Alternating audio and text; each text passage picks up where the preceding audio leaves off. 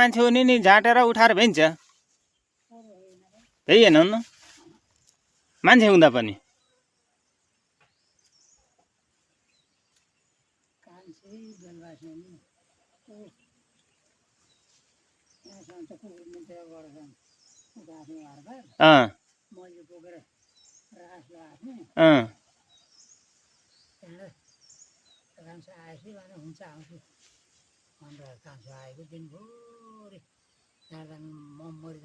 भइएको होइन ए भइदिएको भनेपछि त्यही दिन अब तपाईँको गएर ओसौनी पसौनी भएन होला पक्कै झाँटा नभए झन् अर्को दिन ओसार भइएन ए मेरो भनेपछि त्यो पोहोर राम्रै फल्यो रहेछ धान है 13 मुरी ओले हुन्छ 13 भन्दा माथि छ होला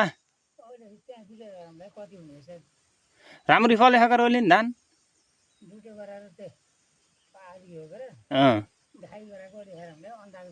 ल र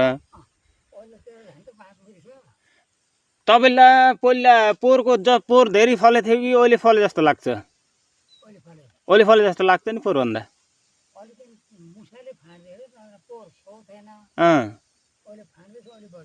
बढी छ भन्नु हो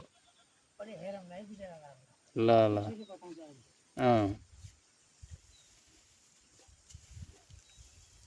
पहिला यस्तो थिएन पहिला अहिले त खेतदेखि वरिपरि यस्तो जङ्गल भएर नि यो दिउँसा बाँदरले नछुड्ने बेलुका कान्छावाले अब आज एक मुरी धान फलाउनु अगाडि दुईटा खेता हो नि त बुवा उताखेरि कान्छाले अब निफानिरहनु अब दुईटा बोरा अब एउटा भोर्नु भएको र एउटा अब आधी गराउनु यसलाई भोर्नुहुन्छ अझै अर्को नि भोरिन्छ आधी त भोरिन्छ को भोरिन्छ यसलाई भोरेर अर्को आधी त हुन्छ दुईटा गरेर अब एक मुरी धान फल्यो भने अब यही बोराबाटै थाहा पाइयो भनेपछि अब पहिलेको वर्षभन्दा यो वर्ष धान धेरै फल्ने अनुभव भइरह्यो आज दिनभरि कान्छाबाको खेता अब बस्यो यसलाई यो भिडियो भोलि मैले युट्युबमा हाल्छु।